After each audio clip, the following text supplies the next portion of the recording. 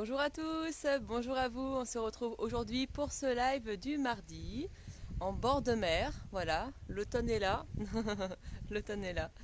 Bonjour à vous, mettez des petits cœurs, des petits pouces pour que je sache que vous êtes bien avec moi, que le réseau est bon de votre côté. Allez-y, hein, partagez, partagez, partagez pour donner un maximum d'informations à vos équipes. Vous qui faites du marketing relationnel ou qui souhaitez développer une activité de marketing de réseau. Alors, je suis Sabrina Duluard, libératrice de potentiel. J'aide et j'accompagne les équipes, les personnes qui veulent améliorer leur vie grâce à cette fabuleuse industrie du marketing de réseau. Alors, bienvenue à vous. Je suis ravie de vous retrouver aujourd'hui.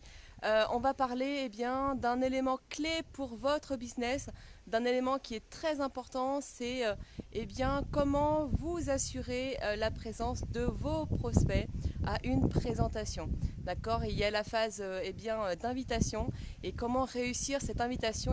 On va voir deux éléments clés avec mon invité d'aujourd'hui qui est là et qui nous rejoint.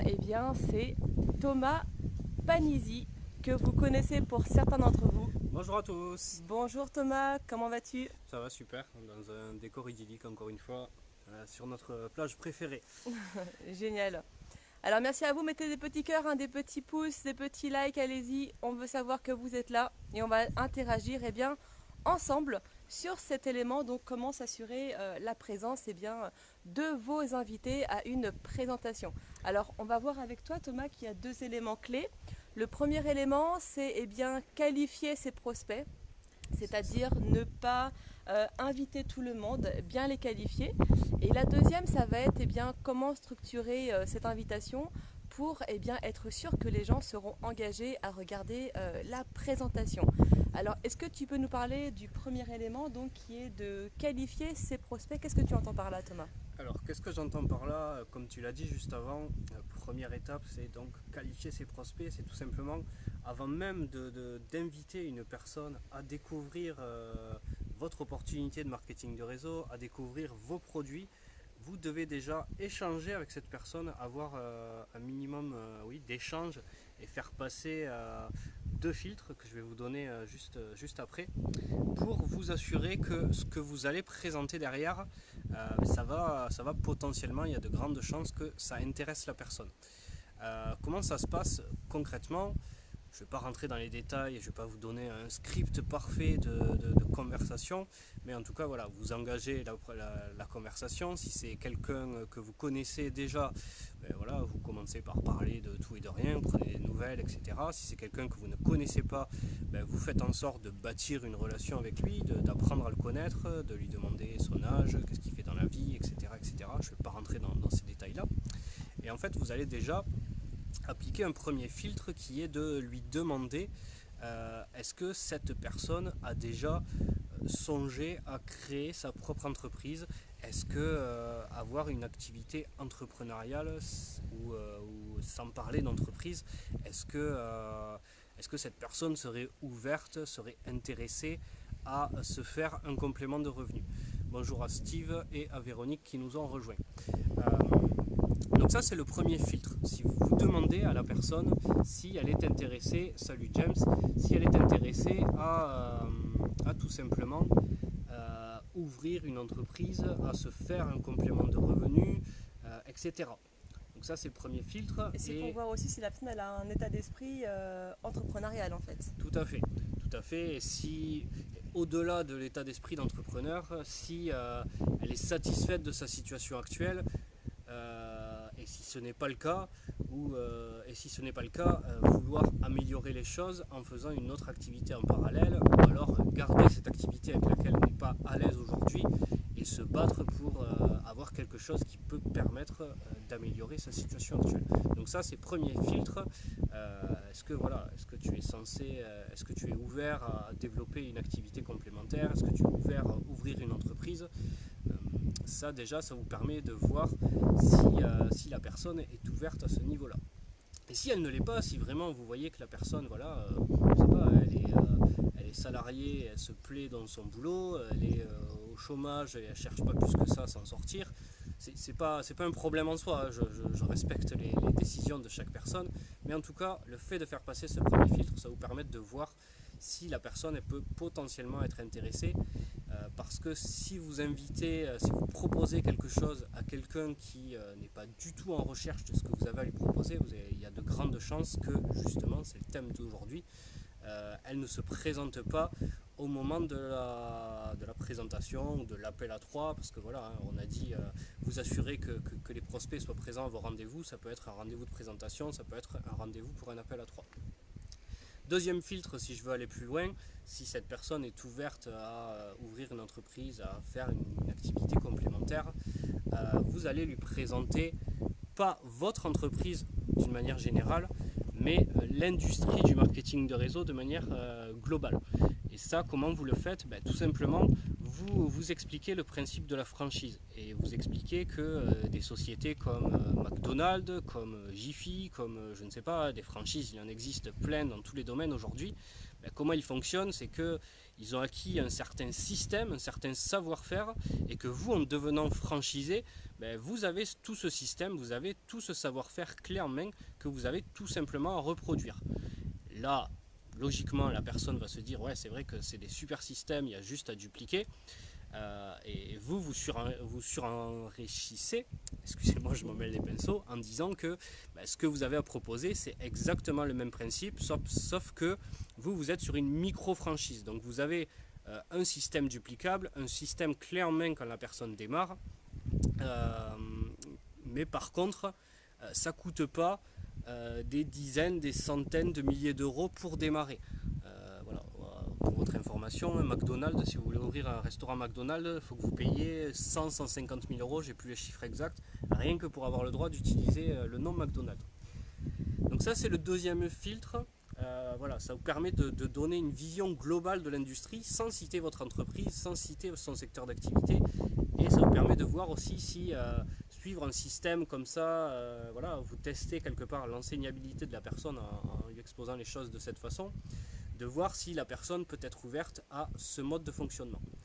Et là, à ce moment-là, si cette personne passe ces deux filtres, vous pouvez l'inviter à une présentation, et si elle a passé ces deux filtres, vous pouvez être garanti à 95% que la personne sera présente lors de votre présentation. Petite parenthèse, ce que je dis là, c'est valable pour une présentation business. Si c'est pour une présentation produit, vous allez présenter les choses d'une manière différente. Deuxième élément, peut-être que tu veux faire une petite liaison, au-delà de l'aspect filtrage avant d'inviter, dans la structure même de l'invitation, il y a certaines façons de faire, il y a certaines phrases qui peuvent paraître toutes bêtes, toutes simples, mais qui pourtant psychologiquement vont ancrer votre prospect à s'engager lui-même à venir à la présentation. Parce que, encore une fois, le marketing de réseau, c'est un métier de recommandation. Vous n'êtes pas là pour vendre quelque chose, vous êtes là pour recommander quelque chose, vous êtes un apporteur d'affaires, vous proposez une solution et vous n'êtes pas là pour convaincre la personne de venir à votre présentation, puis une fois qu'elle a assisté à votre présentation, de la convaincre de travailler avec vous. Vous êtes vraiment dans cette approche de proposer et de qualifier vos prospects. On en revient sur le premier pilier que j'évoquais juste avant. Et alors ça, comment ça va se faire? Mais une fois que vous avez fait passer les premiers filtres, et une fois que la personne a passé les deuxièmes filtres, il va falloir que vous proposiez votre invitation, mais sans la brusquer, sans la forcer. Pour ça, salut Michel, pour ça il y a une formule qui est vraiment puissante, que je n'ai pas inventée personnellement, que vous retrouvez dans le livre GoPro d'Eric Worre, qui s'intitule « Si je, est-ce que tu ?» ou « Si je, est-ce que vous ?» selon si vous tutoyez ou vous voyez la personne. Si vous voulez amener la personne à assister à un webinaire, si vous voulez amener la personne à assister à une vidéo, si vous voulez amener la personne à se rendre présente à une organisation, à une présentation physique, peu importe, quel que soit votre choix, vous allez présenter en premier lieu la chose de la façon suivante. Si je t'invite à un webinaire, si je te donne accès à une vidéo, si je t'invite à une présentation physique de mon opportunité, ça peu importe selon votre choix, est-ce que tu y participeras? Est-ce que tu seras présent pour regarder le webinaire? Est-ce que tu vas regarder la vidéo? Est-ce que tu te déplaceras jusqu'à cette réunion? En fait, cette question, comme l'explique Eric Worre dans son ouvrage GoPro, hein, vraiment si vous ne l'avez pas lu, encore une fois, lisez-le, c'est qu'en fait il y a un aspect bilatéral dans cette question. Et ça en revient sur ce que je vous disais juste avant, c'est que vous êtes là seulement pour proposer et non pour imposer. Et dans cette structure mère de cette question, c'est est-ce que tu vas faire quelque chose si moi je te propose quelque chose?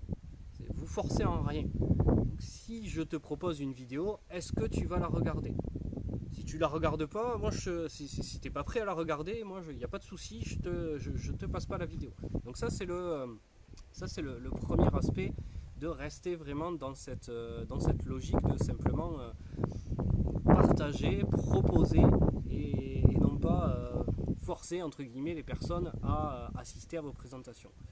Une fois que la personne vous a dit oui, parce que globalement, quand vous présentez la chose comme ça, il y a 99% des personnes qui vont vous dire oui, derrière, vous demandez à la personne, à part si c'est une présentation physique, là c'est une heure fixe et vous n'avez pas le choix, mais si c'est une vidéo, si c'est un webinaire, si c'est un appel à 3, vous demandez à la personne quand est-ce qu'elle est disponible, je ne sais pas, pendant 30 minutes, une heure, vous jugez le temps nécessaire.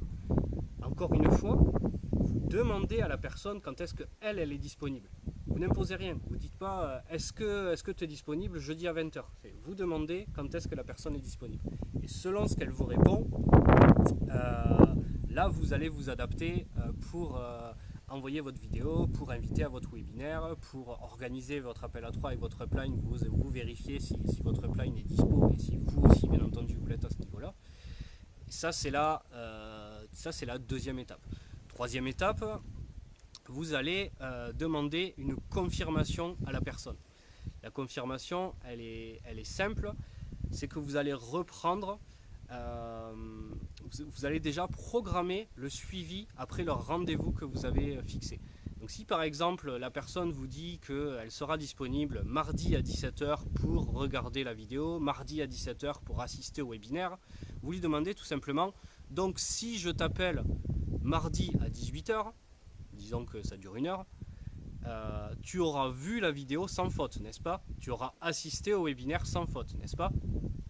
La personne logiquement va vous dire oui, et ça inconsciemment vous marquez un ancrage, vous faites une première confirmation, vous laissez votre prospect s'engager lui-même, prendre lui-même la responsabilité d'être présent à la présentation, d'avoir regardé la vidéo, d'être présent au webinaire.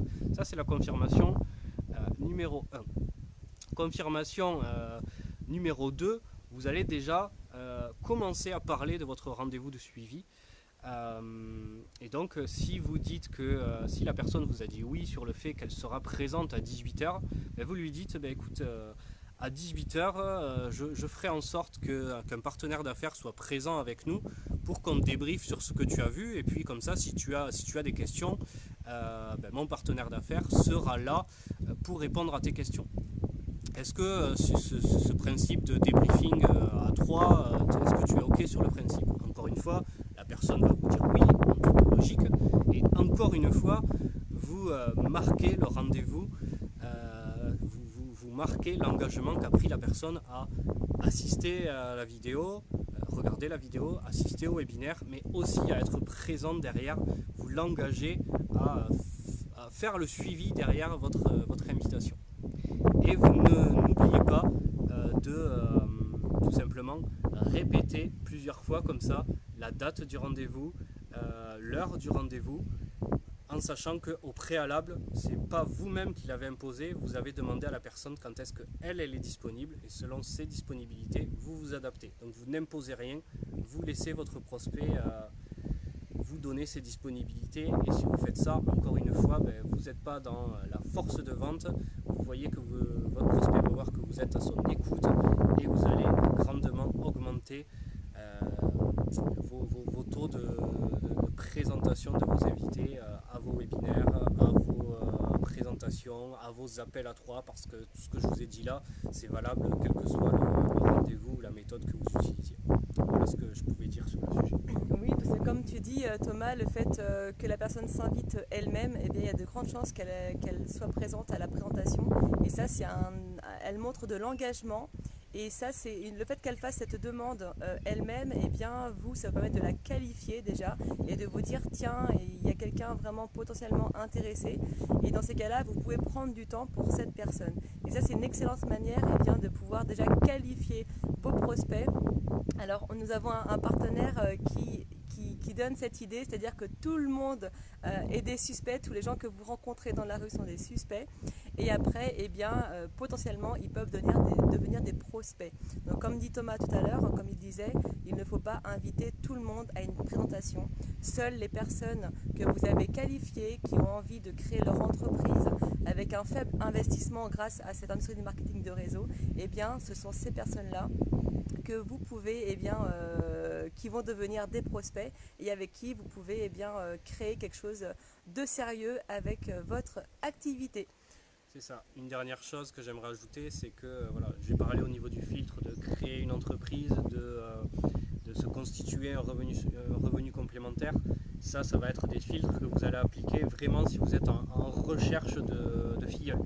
Par contre, vous savez très bien qu'il n'y a pas que le parrainage. Vous pouvez faire aussi de la vente de produits selon votre entreprise, les produits seront différents. Et vous pouvez très bien aussi poser des questions pour qualifier votre prospect. Je sais pas, je dis n'importe quoi. Imaginons que vous cherchez à vendre un produit qui fait maigrir. Vous allez poser des questions à la personne pour savoir si elle se sent en forme physique, si elle a déjà testé des méthodes pour perdre du poids. Je ne vais pas vous donner un script parfait, mais pour que vous compreniez la psychologie qu'il y a derrière, c'est qu'avant même que vous fassiez votre proposition, vous allez interroger, vous allez questionner votre prospect pour être sûr que ce que vous allez lui proposer, ça va répondre à un besoin que lui il a. Parce que si la personne n'a pas ce besoin, ça ne sert à rien que vous lui proposez quelque chose derrière. Vous allez lui faire perdre du temps, mais vous allez surtout vous faire perdre du temps, et encore pire que ça, c'est que si vous invitez des personnes sans les avoir qualifiées au préalable, vous allez avoir 99% de refus. En plus des refus, c'est le thème d'aujourd'hui, les personnes ne vont même pas se pointer aux présentations, aux rendez-vous, et ça va vous amener de la fatigue émotionnelle, parce que du rejet, et puis des rendez-vous ratés, etc. Quand vous en avez trop souvent, au bout d'un moment, ça vous fatigue. Et quand vous êtes fatigué, fatalement, du coup, vous arrêtez de prospecter. Et l'énergie que vous perdez à pas qualifier vos prospects et justement à vous retrouver avec, passez-moi l'expression, des coups foireux, cette énergie-là, vous n'allez pas pouvoir l'utiliser pour prospecter d'autres personnes qui seront peut-être plus intéressées par votre produit s'ils répondent positivement à votre qualification. Merci beaucoup Thomas d'avoir apporté ces éléments qui sont indispensables à votre activité. On vous souhaite une bonne prospection, allez-y, soyez dans l'action tous les jours et on vous dit à bientôt, en tout cas à mardi prochain pour le prochain live. Bonne journée à tous. Bye bye.